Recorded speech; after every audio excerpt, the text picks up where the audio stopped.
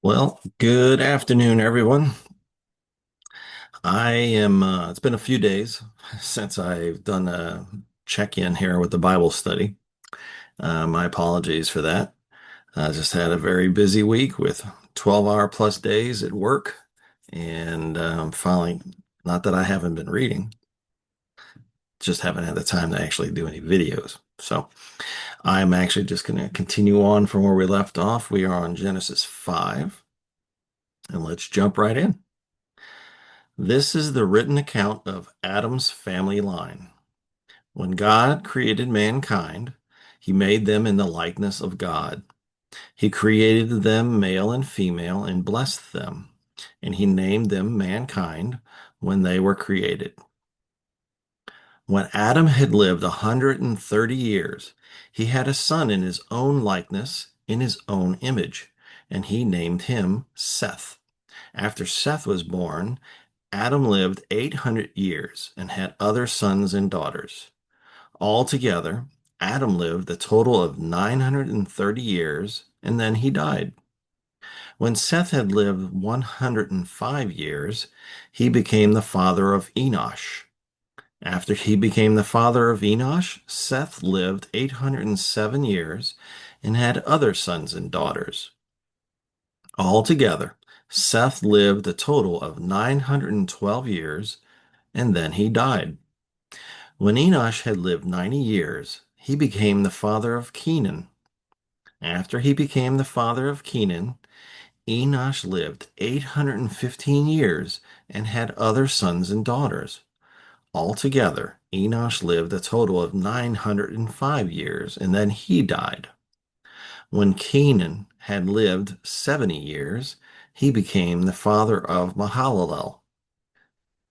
After he became the father of Mahalalel, Kenan lived 840 years and had other sons and daughters. Altogether, Kenan lived a total of 910 years, and then he died. When Mahalalel had lived 65 years, he became the father of Jared. After he became the father of Jared, Mahalalel lived 830 years and had other sons and daughters. Altogether, Mahalalel lived a total of 895 years, and then he died. When Jared had lived 162 years, he became the father of Enoch. After he became the father of Enoch, Jared lived 800 years and had other sons and daughters. Altogether, Jared lived a total of 962 years, and then he died. When Enoch had lived 65 years, he became the father of Methuselah.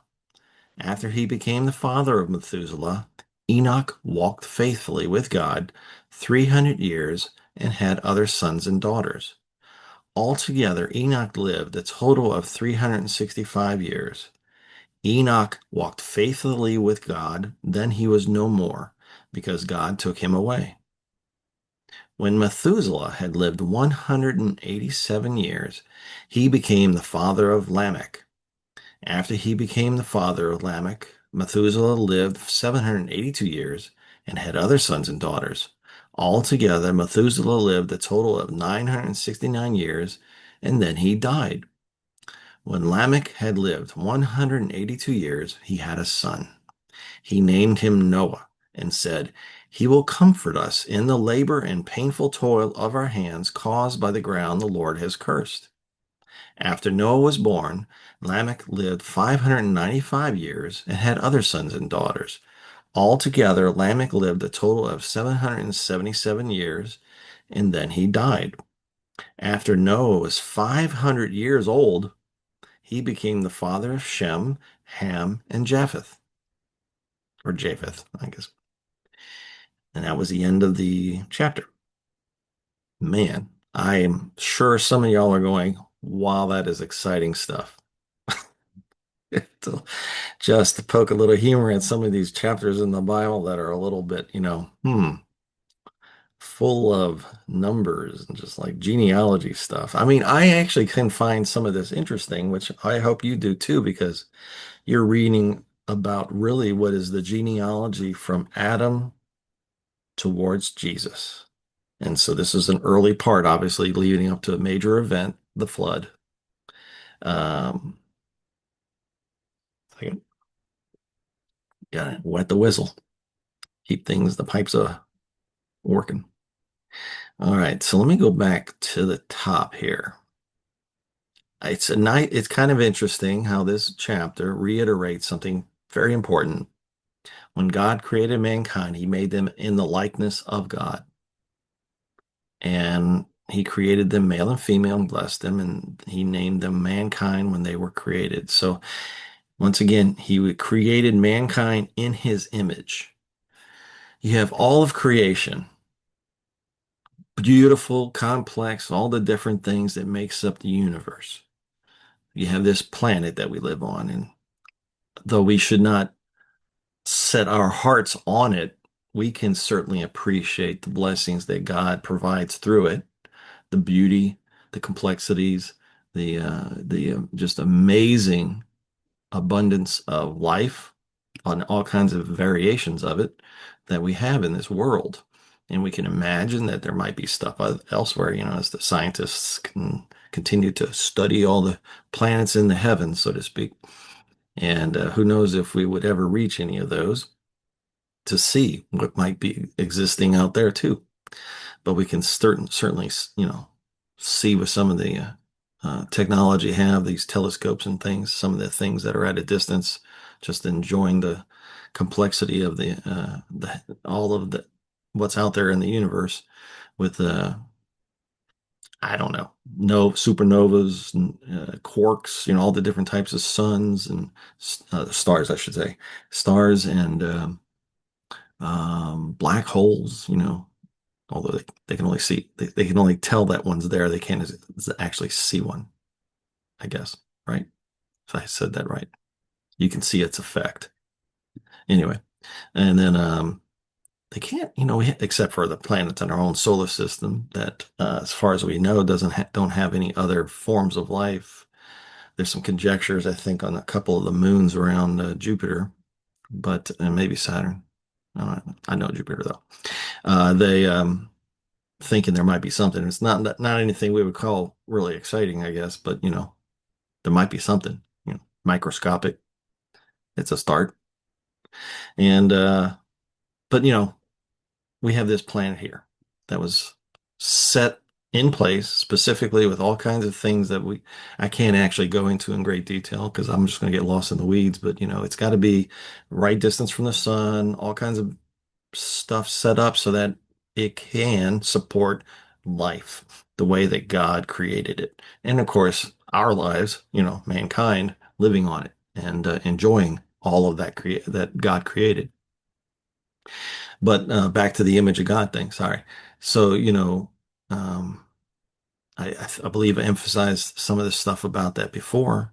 We have the ability to well, we have will, free will. We can choose to do things. But so I guess some other key aspects to remember is the about the image of God. What does that even, what does that mean? It could certainly mean, the ability, the intelligence, creativity, probably being one of those. But a big key part is the ability for um, um, being able to create a new, offspring, right? Procreation.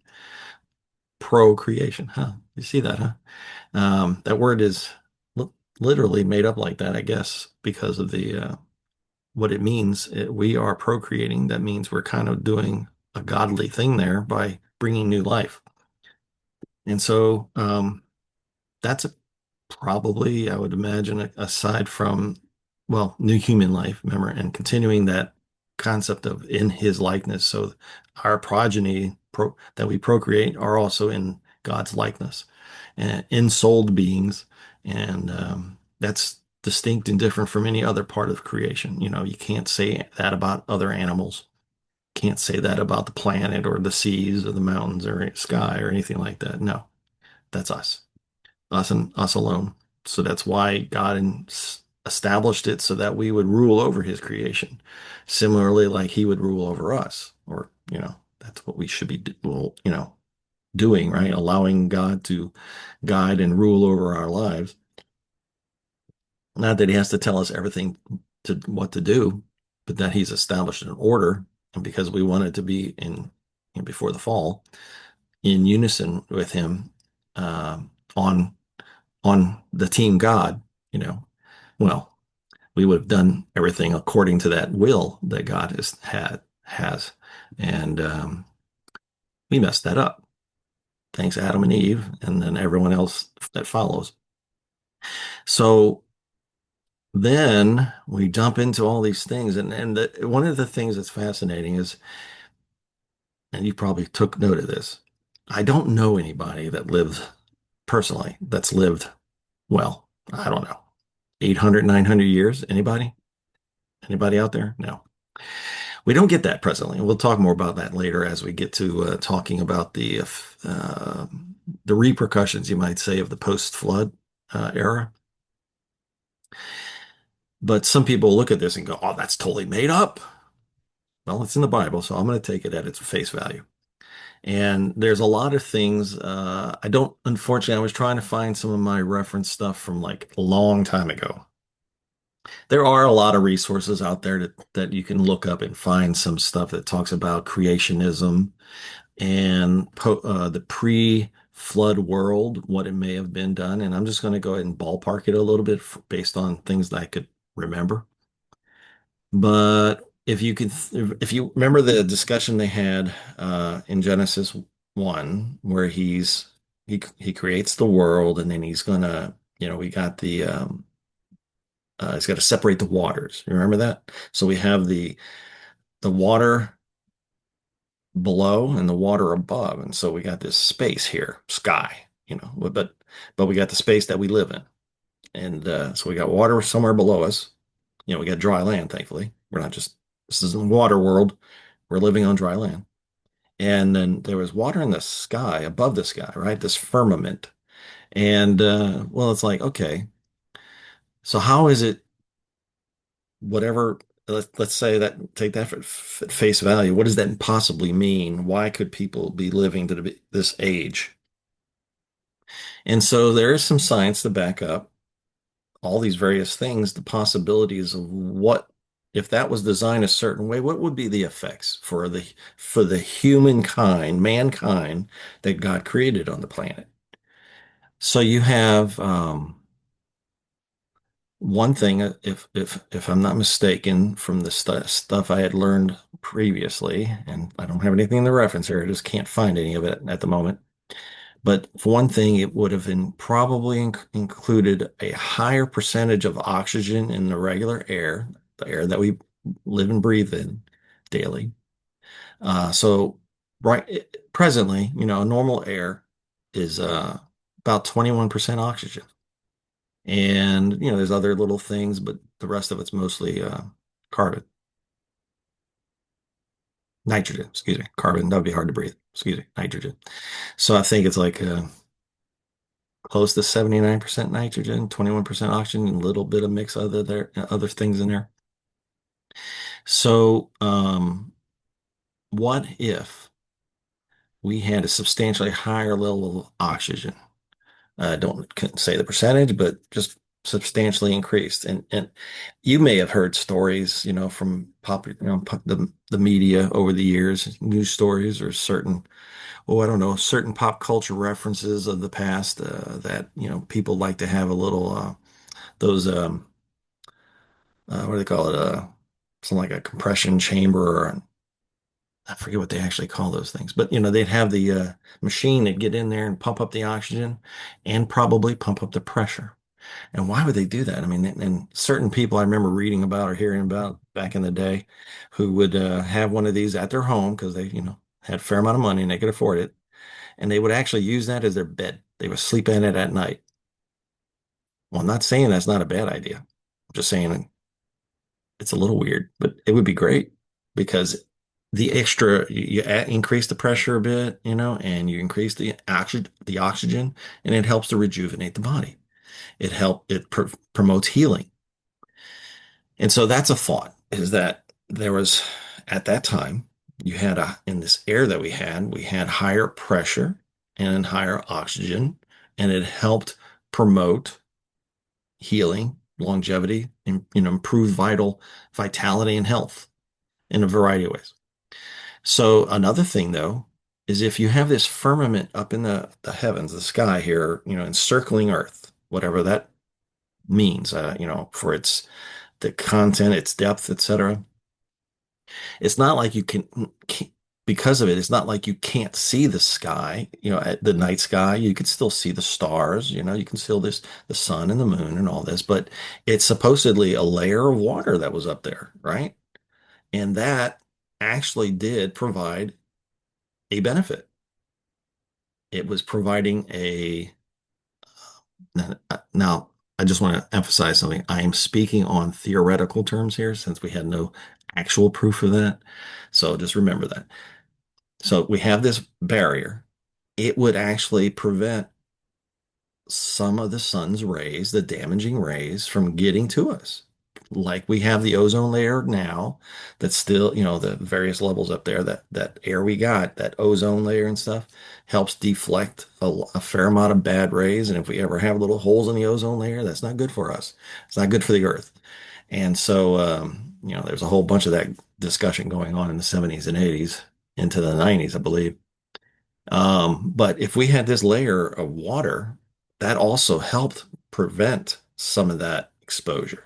So then you have a little bit less, or a lot less, I don't know, of things that could potentially damage people roaming around the earth. And that obviously that would have been a nice benefit and probably help to prevent some diseases and things that we are, you know, since after Noah, we've just had to deal with, right? I'd point out something too. Now, the Bible does talk about that up until Noah's time, it did not rain. People did not know what rain was.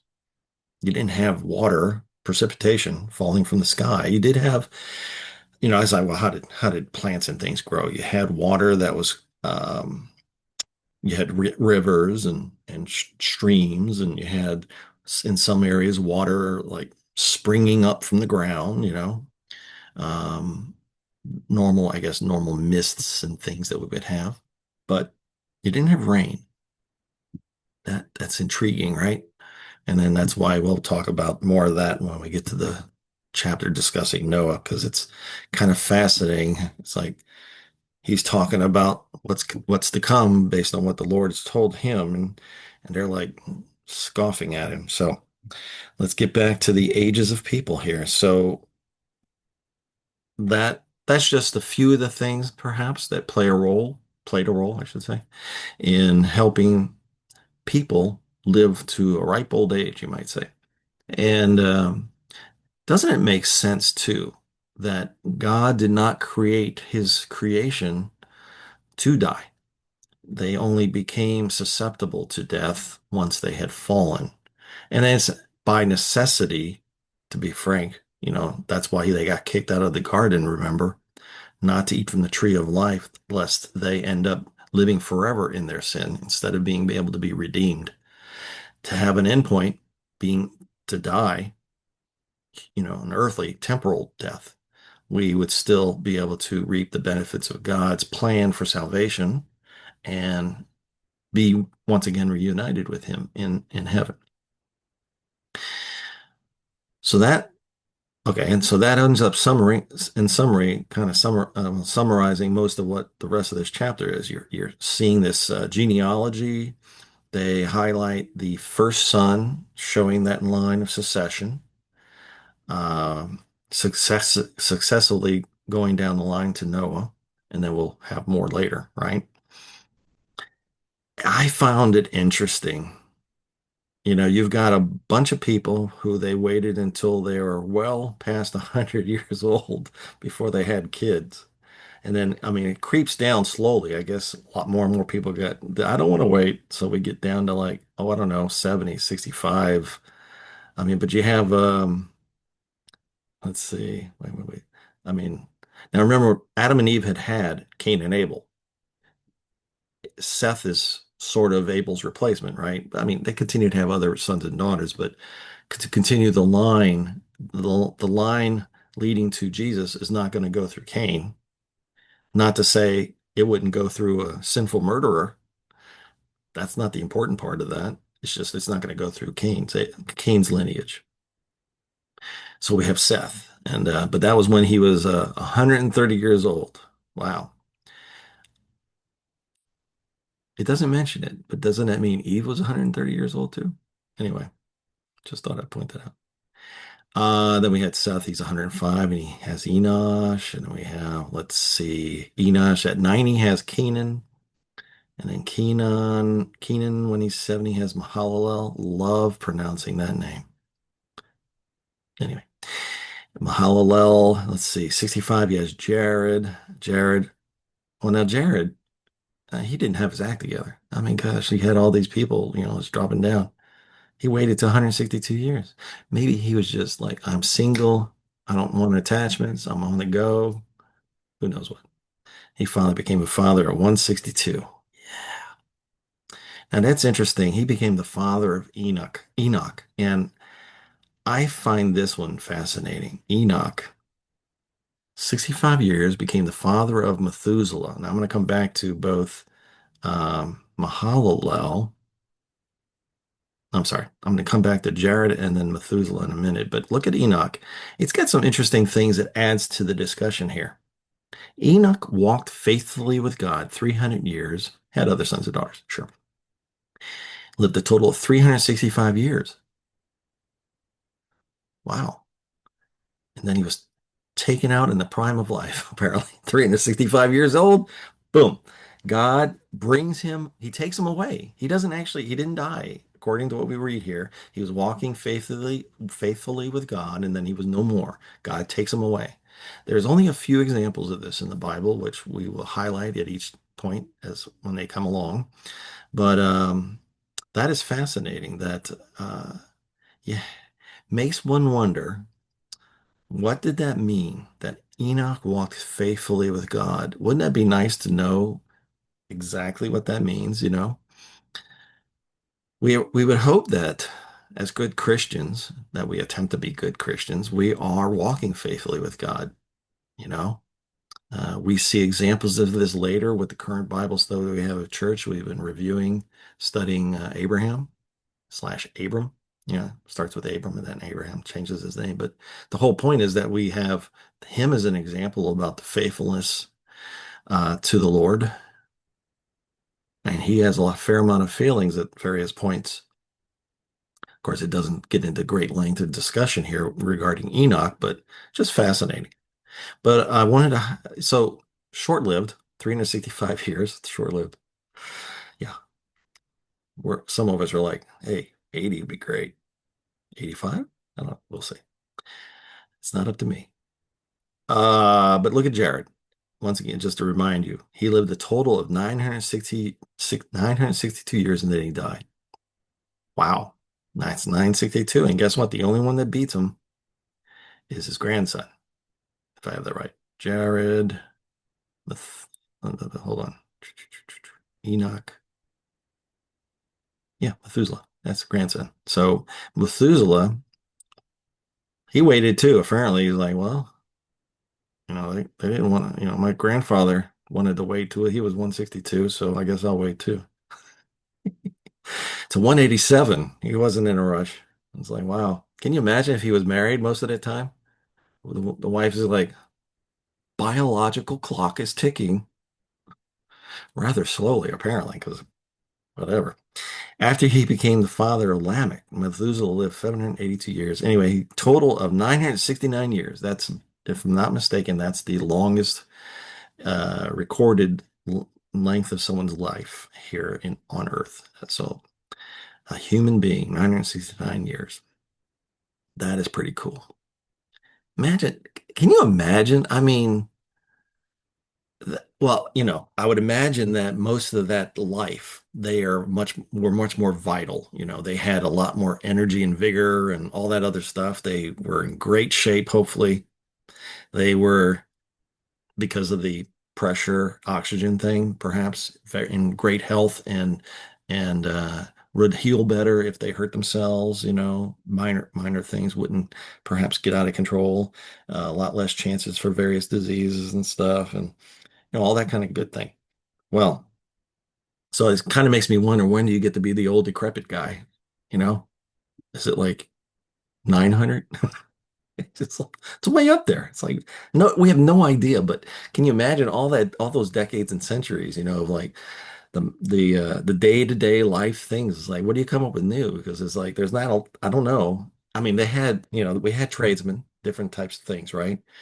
Some people were into doing things like metallurgy. Making tools and instruments with metal. We had people were farming, people were herdsmen.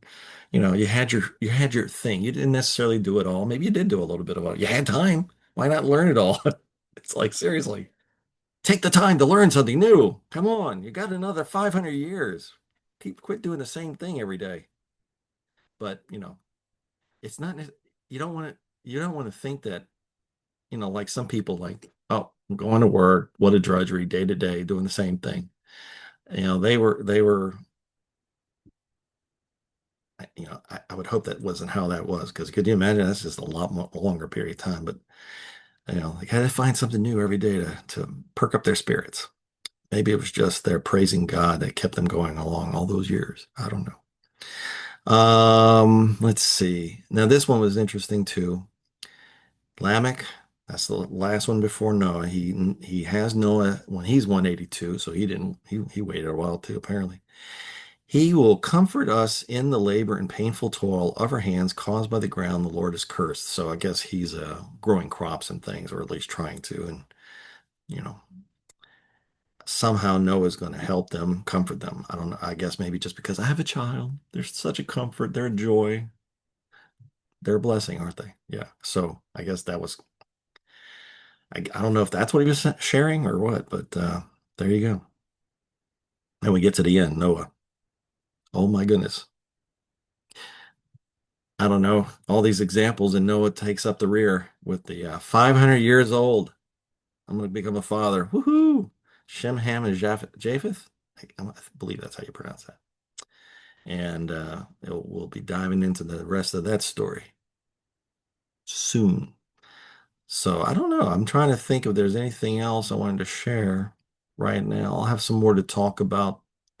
I'm going to keep trying to do a little research, but I'll have some more to talk about, share on how the world was at the time pre-flood, that may have, been instrumental in um, uh, helping to bring about the flood. That's an important thing, because it's like, does this water come out of nowhere? No, it was already up there. That's all I got. That's a short one for today. Hope you enjoyed it. If you got anything to share on that, maybe you've got some insights I'm missing. But I don't know. Aside from the fact that people lived a long time and had lots of sons and daughters, I'd imagine it's like, you got lots of years ahead of you. You might as well spend them well, because kids are a joy.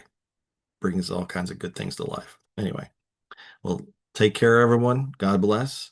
Looking forward to the next installment, but feel free to join in and watch the videos, and mash the like button, um, follow so you stay alerted to any new videos that I post. And if you have any comments, of course, throw them in there. I'm looking forward to having any ongoing discussions. You might have some insights, or links to some things that would be helpful in expounding upon the content, and I would really appreciate that as well. I think we all get a great opportunity to learn more if we can share what we maybe know about the Bible, that the parts that we're discussing, and how other parts of the Bible might lend itself to explaining the stuff we're going over. That's a good thing. And then even how outside resources, including scientific fact, may actually also play a role in explaining the Bible. I, God created science. I'm sure it helps to explain a lot too. Have a good day. Thanks.